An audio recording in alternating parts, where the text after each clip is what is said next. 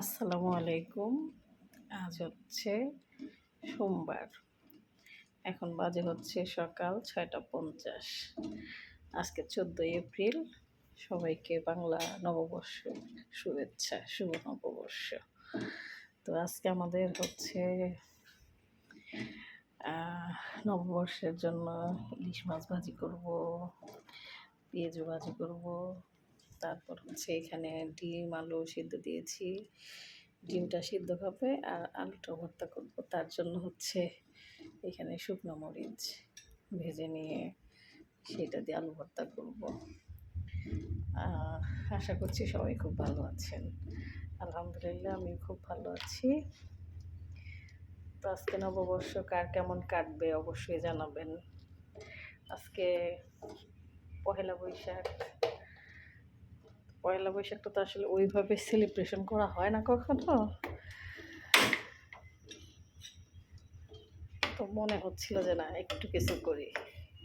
সবাই তো দূরে থাকা হয়, কেউ তো আর দেশে থাকা হয় না কারো, সবাই দূরে। তো এর জন্য ভাবতেছি যে যেহেতু এরাও থাকে দূরে, এতদিন তো দূরেই ছিল, হয়তো বা ওই ফিলটা পাওয়ার জন্য এই একটু আয়োজন। কালকে রাত্রে বলছি যে তুমি কি সকালে পান্তা খাবা?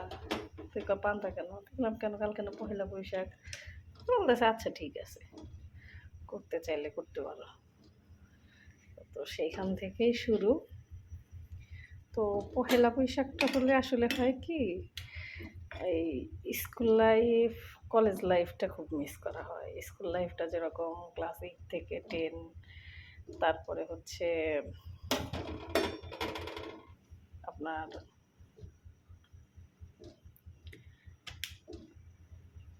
এই ইন্টারমিডিয়েট, ডিগ্রি ফার্স্ট ইয়ার, এই সময়টাকে আসলে খুব মিস করা হয়।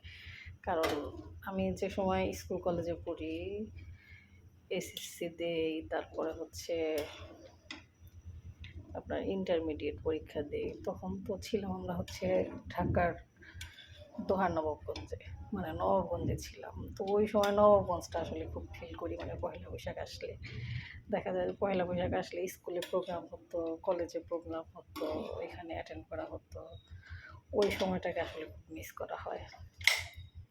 আমার ফ্রেন্ড সার্কেল যেগুলো, তাদেরকে মিস করি। আমার তো এখনও আমার স্কুল লাইফের যে ফ্রেন্ড, তার সাথে আমার যোগাযোগ হয়। সাথী, ওর সাথে আমার খুব ভালো একটা বন্ডিং, ওর সাথে আমার যোগাযোগ হয়। তারপরে ছিল স্বর্ণা, মনিরা, মণি, ইতি, বিনা, এরা আমার হচ্ছে স্কুল কলেজের ফ্রেন্ড। তো দেখা যায় যে ওদেরকে খুব মিস করা হয়। আর এই পহেলা বৈশাখটা আসলে আমি নবাবগঞ্জটা আসলে খুব মিস করি, খুবই মিস করি। আমাদের কলেজের প্রোগ্রাম, স্কুলের প্রোগ্রাম, আর নবাবগঞ্জে তো দেখা যায় যে প্রচুর মেলা হয়, যে কোনো একটা অকেশনে মেলা, শীতের পৌষ মেলা, এই মেলা সেই মেলা, মানে এখান দিয়ে মনে হয় যে মেলা লেগেই থাকে। ওই ফ্রেন্ড সার্কেলগুলোকে আসলে খুব মিস করা হয়।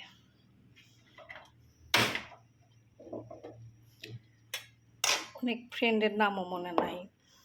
তারপরে দেখা যাইতো যে কলেজের অনেক ফ্রেন্ড যেগুলা নতুন যোগ হয়েছিল ইন্টারমিডিয়েটে ভর্তি হওয়ার পরে, তাদেরকে অনেক মিস করি।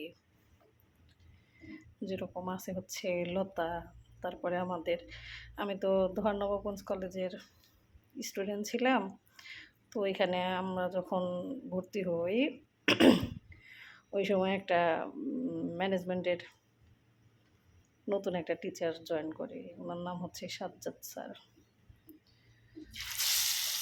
তো দেখা যায় যে ওনার একটা বোন ছিল, আমাদের সাথে পড়তো। ওদেরকে আসলে খুব মিস করি।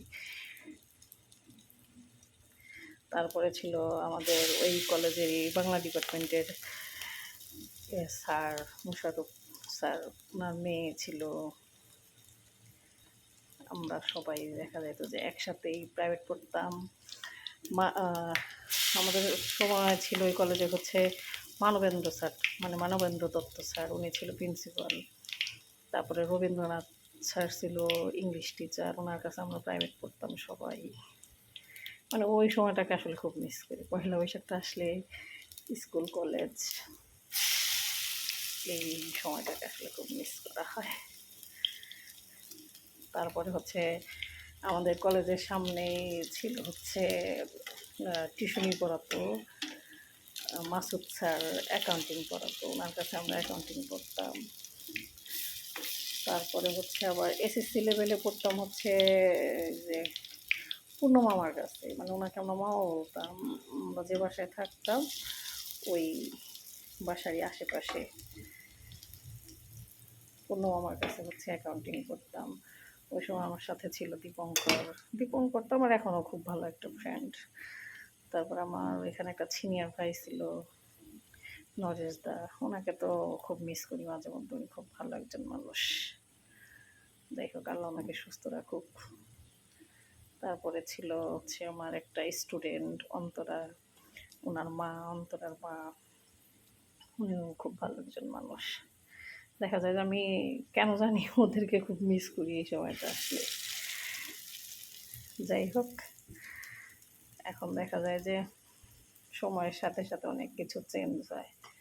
আমি তো ইন্টারমিডিয়েট পরীক্ষা দেওয়ার পরেই হচ্ছে 2013 সালের লাস্টের দিকে সিরাজগঞ্জ চলে আসি। তারপরে তো দেখা যায় যে ওইখানে ডিগ্রিতে ভর্তি হই। তারপর তো ডিগ্রি করা হইলো। তারপরে আবার দেখতে দেখতে দেখতে দেখতে বিয়ে হয়ে গেল।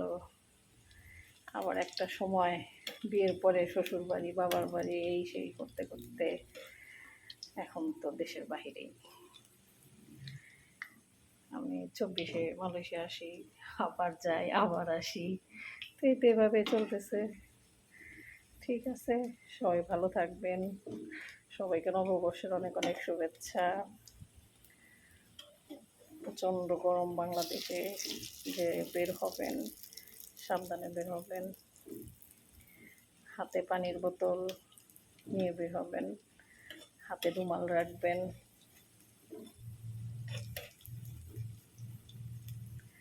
ঠিক আছে, ভালো থাকেন সবাই।